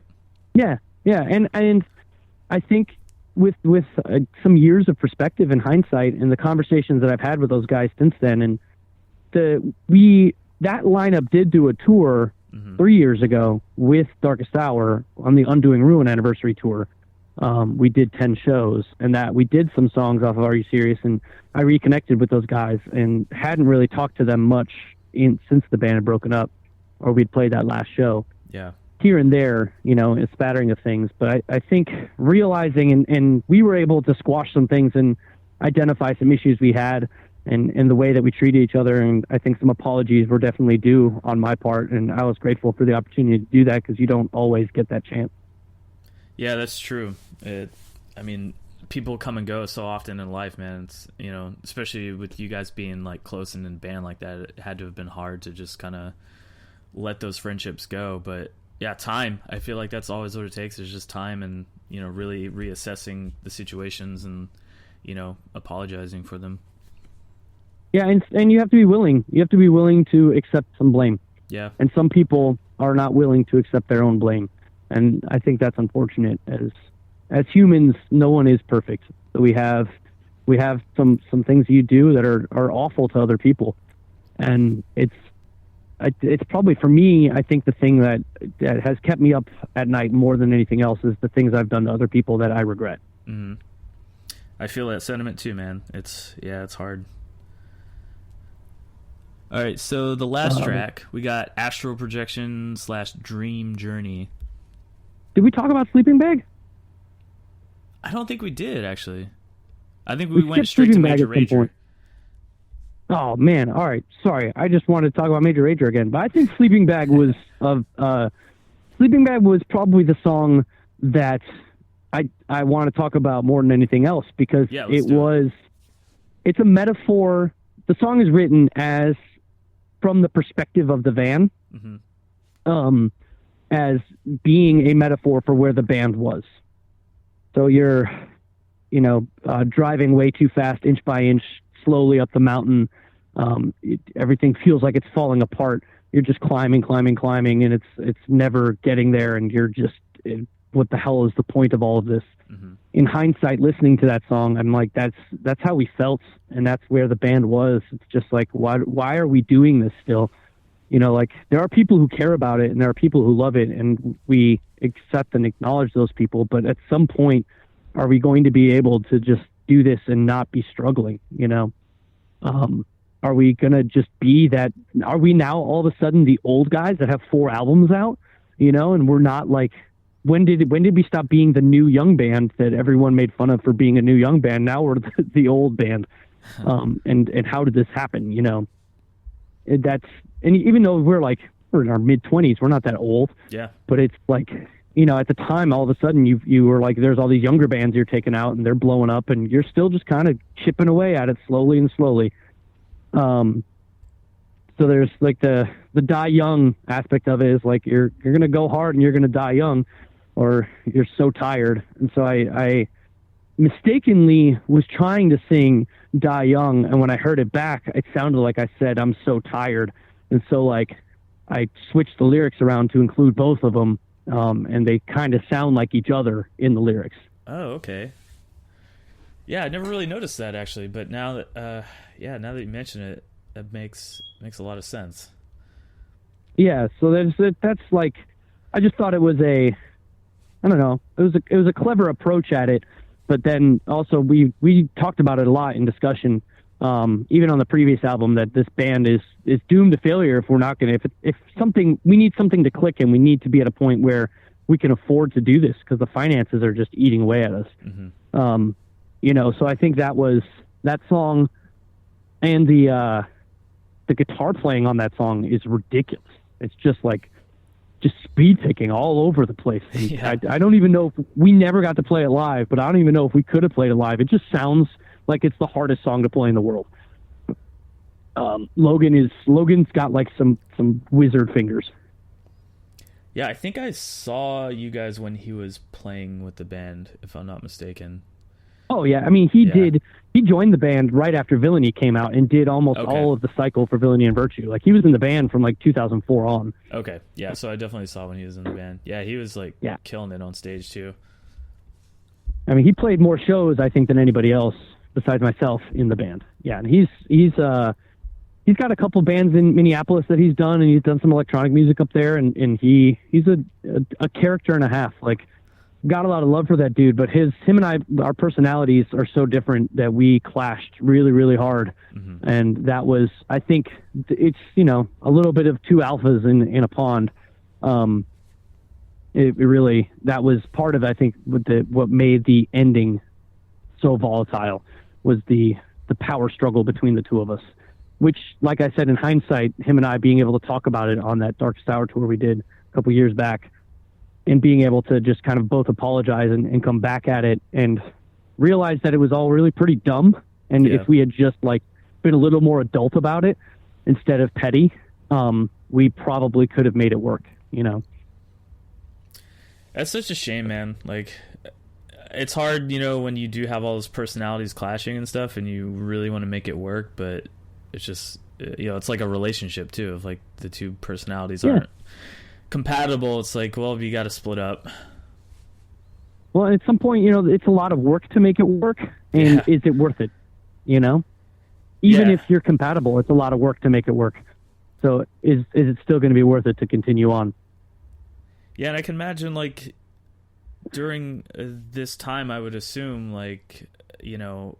were tours getting any better, or was Victory just kind of done helping you guys at all, if they helped at all? I never hear any. Victory never really got us on any tours. I mean, they got us on that Darkest Hour tour, and they kind of forced Darkest Hour to take us on that tour. Mm-hmm. And that's why we were getting paid $50 a night, because Darkest Hour was like, all right, we'll take them on the tour, but we're going to offer them this laughable amount of money, and no one in their right mind would ever take. And then they were like, what the hell's wrong with these guys? They actually took it. And we were playing. It was because the tour was A Life Once Lost, Acacia Strain, Himsa, and Darkest Hour. It was a sick tour in 2006. God, hell yeah. And even though we were playing first, it was still just the biggest tour we ever did, and we were killing it. It was awesome.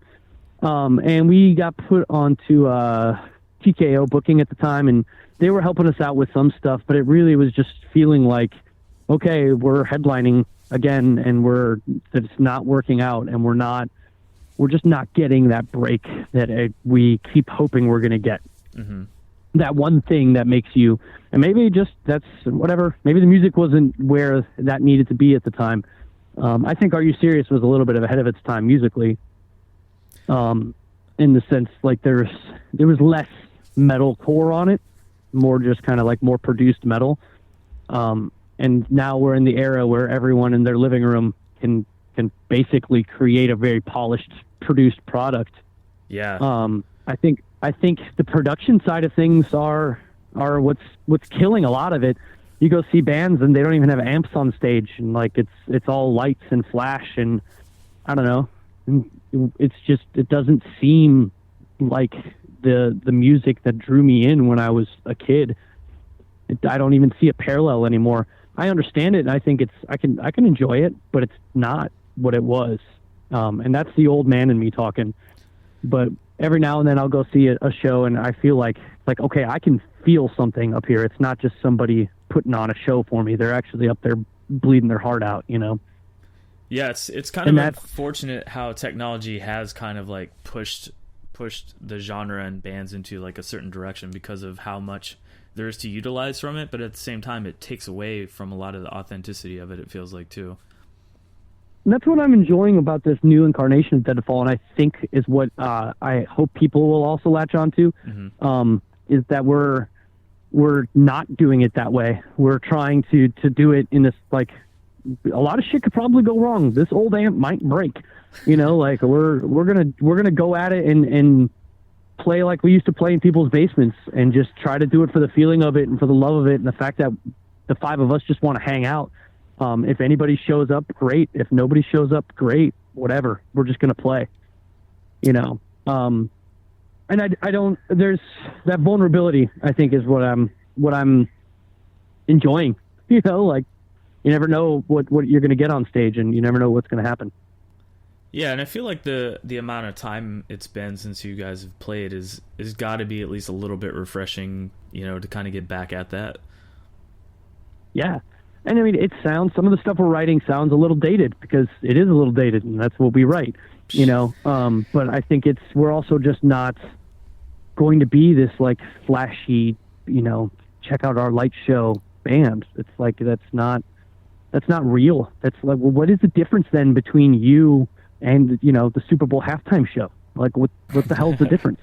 Yeah. Where, like, why? How are you different than Rihanna? You know, like, maybe you have a ghostwriter. You know, like, there's one dude that goes out to L.A. and writes the whole album, all the drum parts and everything, and then, you know, they put it out, and it's like, is this real? Like, how is this a band? You know, how is this like art anymore? I guess it's one person's vision, and they're able to utilize it in that way. And I'm not trying to knock it like it's not a good thing. Totally. I just don't think it should be. There's not a parallel to what I saw as a hardcore kid and the hardcore ethic that I applied to playing metal, I guess is the best way I could phrase that. Yeah. No, that makes perfect sense. It's definitely a different mindset to have, like with music in that sense of the genre too. Yeah.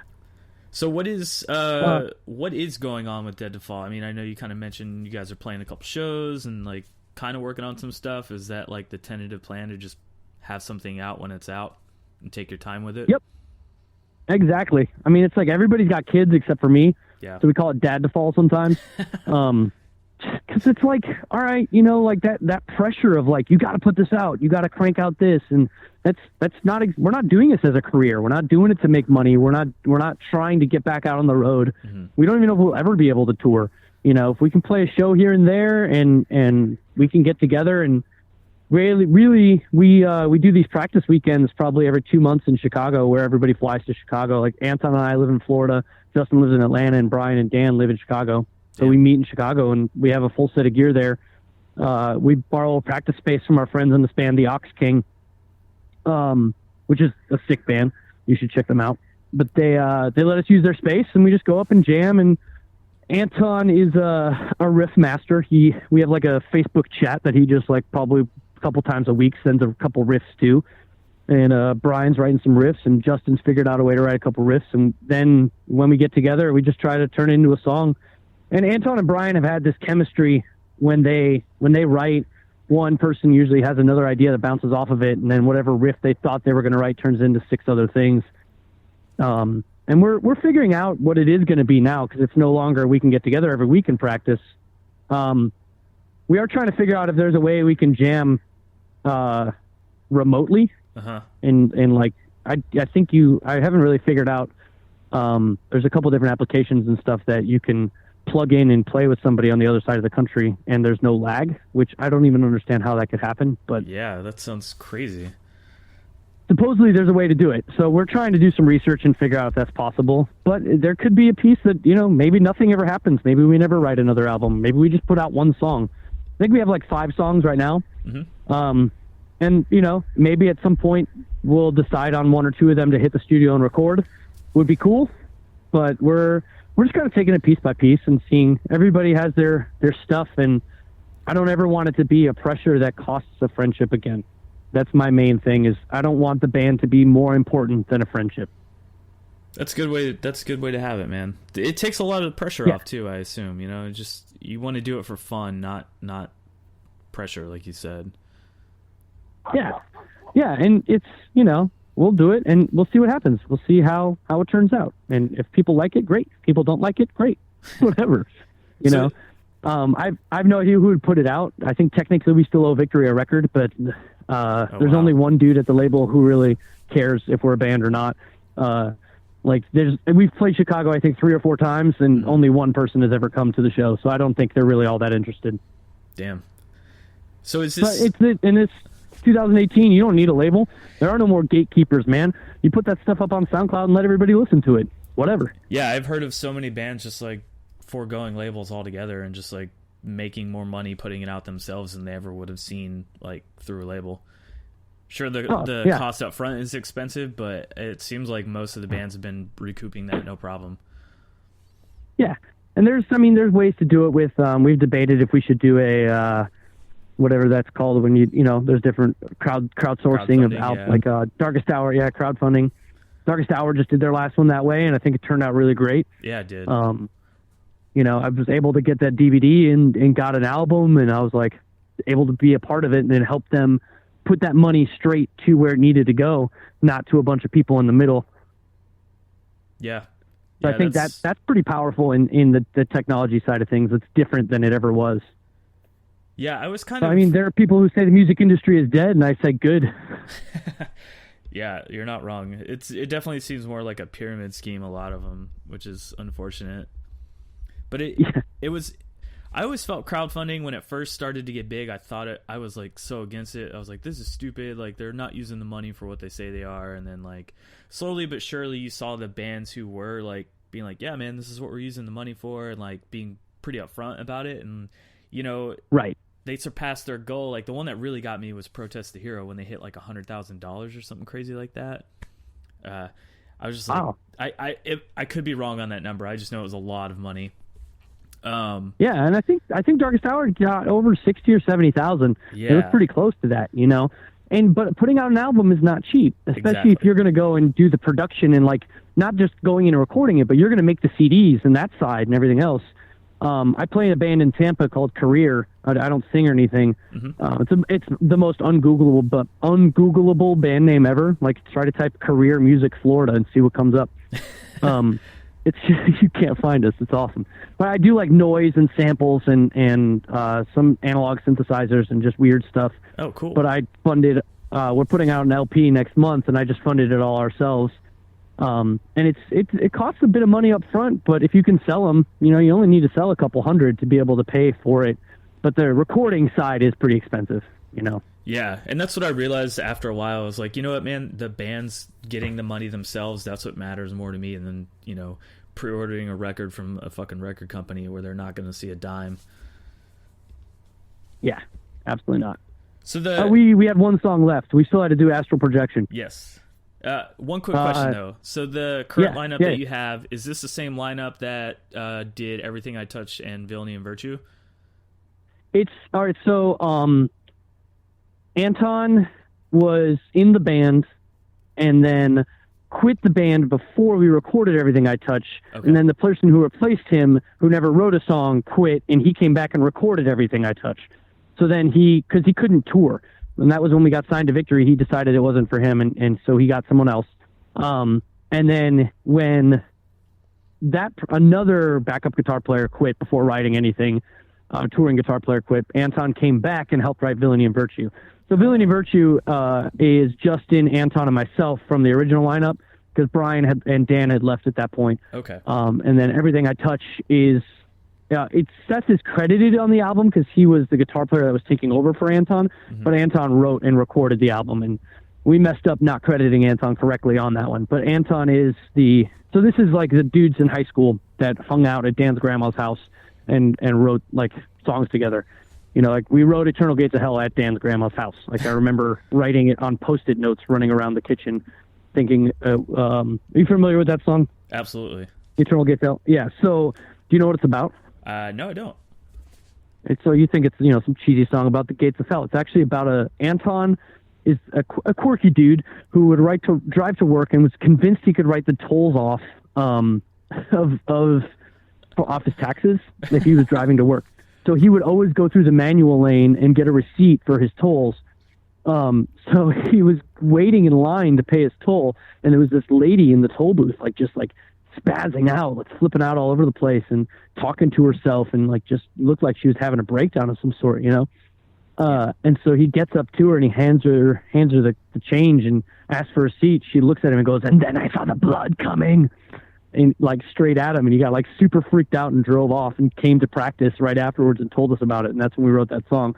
So the lyrics are, "I paid my weight in silver and gold and asked for it in writing. She looked at me with fearful eyes and said, and then I saw the blood coming." Oh man, that's great, dude. Yeah. That's awesome.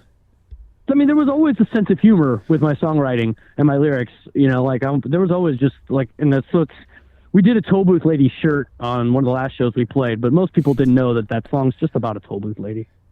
Yeah, just because the name is so ominous, it gives it a whole different feel. Yeah.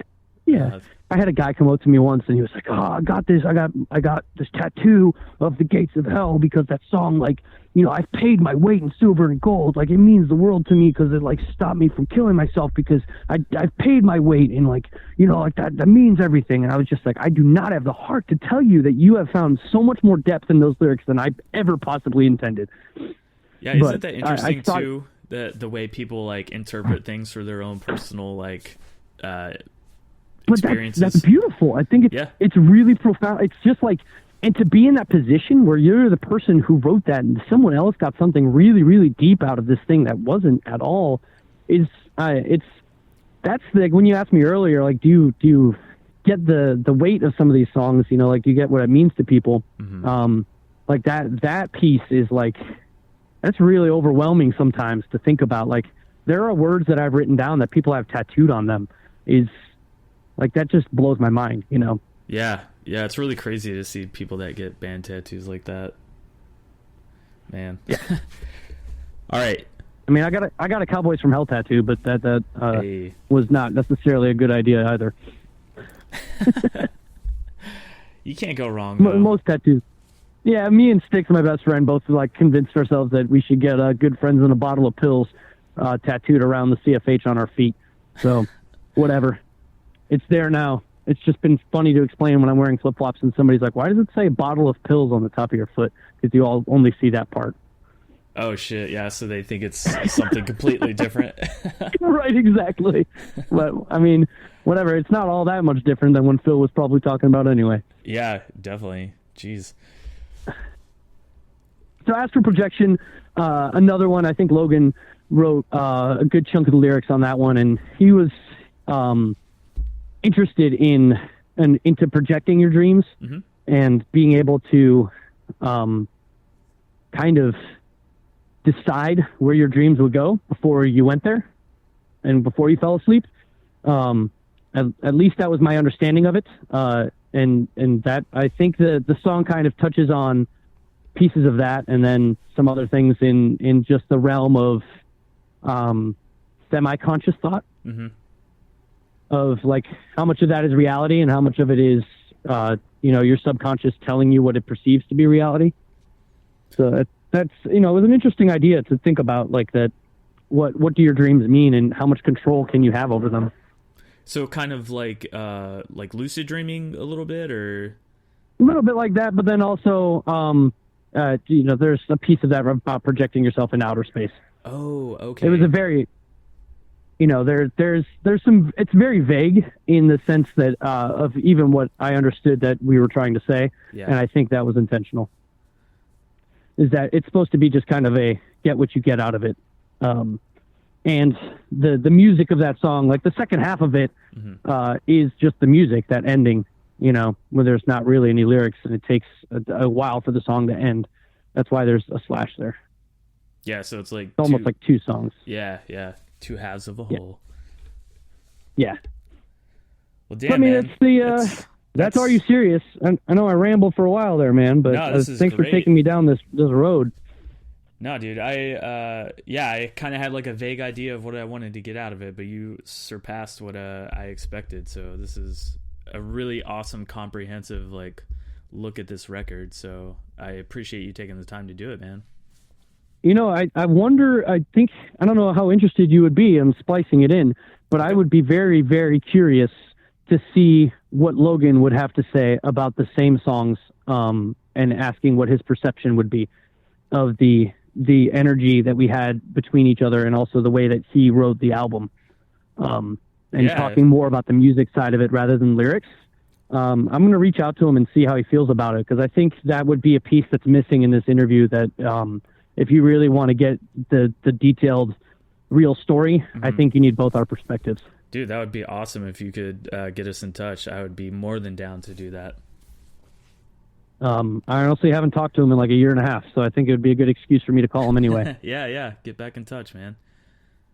But I'm going to see him in a couple months, so that's good. It'll be interesting. You're out in California? I was. I'm in Washington right now, but I'm going to be moving away from here pretty soon. I don't know where to yet. Well, enjoy the ride wherever you go, man. Yeah, I appreciate that. And is there anything else you want people to like check out or know about what the band's doing or anything? Well, I mean, we're writing, we're chipping away at it. It's I like everybody else, just go on our Facebook. Yeah. One of the things I've always loved about Dead to Fall and the way we did our band was that we manage our own stuff, and we've always managed our own stuff. We don't have social media managers. So, I mean, yeah, it might take us 3 months to post sometimes, but it is kind of like, being able to, like, Dan controls our Instagram and I do our Facebook, and just being able to talk to people straight when they have a question. It was even at the very beginning, we put on our first album, we put all our AOL Instant Messenger names on the album. Shit. And so, like, but then it turned into you couldn't go on because a lot of people were trying to talk to you, because that was a pretty popular forum at the time. Yeah, I remember those which days. Is now dead. It's only died recently. I didn't know it only died recently. They only pulled the plug recently. Wow.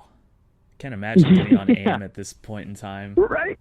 I wish I would remember the password I had so I could go on and just see if anybody signed on.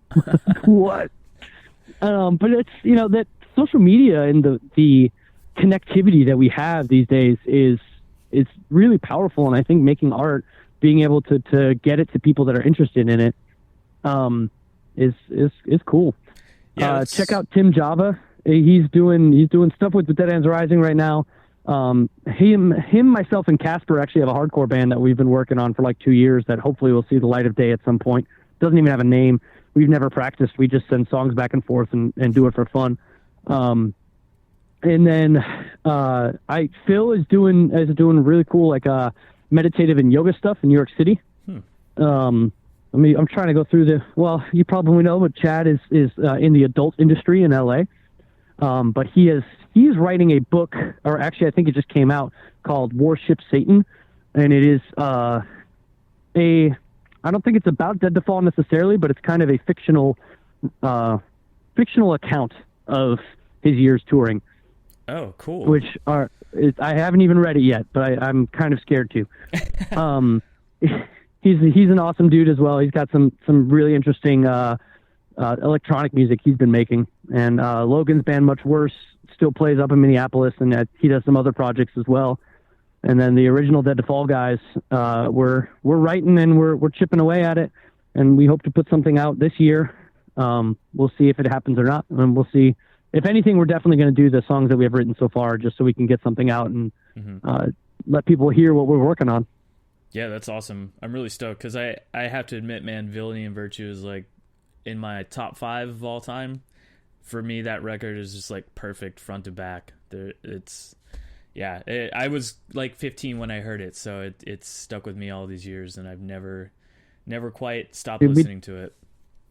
We did those shows in April last year where we did the whole album front to back. I heard about and those. that was awesome. I mean, it's like Blood of the Moon is a weird song. Like I really didn't like playing it live because I don't think it translates well live. Mm-hmm. But there was stuff like that, like songs we never really even played live. Like, all right, we're gonna try and do this one. It was really fun, but we get to do these shows, and we've gotten to reconnect with like other friends' bands doing these shows and playing those songs again. But no, I think what we're doing now, if you really dug Villainy and you dug Everything I Touch, then that's the realm Dead to Fall is in now. Oh, man. So we're trying to make it, fast and hit you right in the face. That's exciting. And I will say this too, man, like as far as vocalists go, you have like a more unique scream than most vocalists. Like if I hear it, I know it's you automatically. Doesn't sound like anybody else. It's, That's cool to hear. Appreciate that. I just think in the realm of metal, a lot of vocalists tend to sound the same. They're all doing like the brutalest lows or highest screeches they can, and it just runs together. But it's very rare that you get like somebody like you or Darkest Hour. He doesn't sound like anybody else. It's a unique voice. Yeah, John is. Well, we're both JHs, John Henry and Jon Hunt. Yeah. But we, so the JH Club, Singers Club, we don't like to load stuff in. I think both of us have a hardcore singer's mentality in a metal band, and the way that we scream. That's the other part I guess we didn't talk about in Stupid was the I sang something about in death metal vocals about raping my cat and writing lyrics that no one will ever read, or doing stuff that's so brutal that I'll never do because I'm not a brutal dude.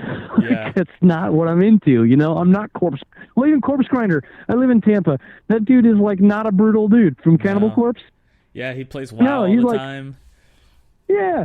Like, do you see the picture of him at the hurricane shelter in like an elementary school with his daughters? And I think it was like Metal Sucks did an interview with him at Target talking about his favorite toys. Yeah. Like, it's just like, I mean, okay, you can be brutal, but I don't know. I think there needs to be some genuine aspects for it. So as a vocalist, I've always tried to be genuine, but with my screaming, I appreciate that, man. Thank you so much. Yeah.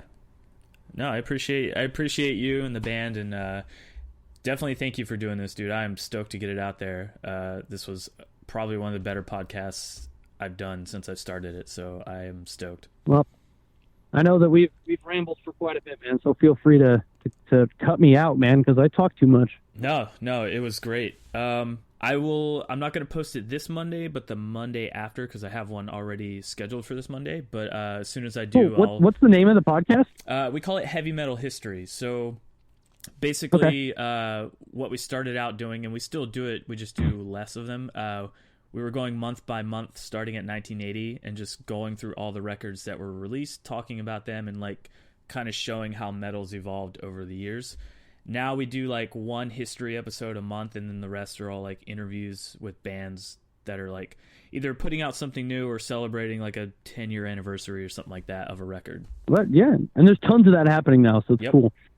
Yeah, that's are you on Spotify or in iTunes and all that? Yep, we're on iTunes, we're on Stitcher. I haven't put it on Spotify because they're pretty cagey about like the music stuff, and I know a lot of times when we have bands on, they'll let us play a song, so I don't want to get it pulled. Oh yeah. Because of that, so we're kind of staying away from Spotify right now. But yes, we are on iTunes. Gotcha. Cool. All right, man. I'll check it out. Cool. I'm just walking back to my house now, so I'm gonna go inside and have some dinner. Awesome. Thank you for your time, dude. I really do appreciate it. You got it. Take it easy. No problem, man. Be excellent to each other. And party on, dudes!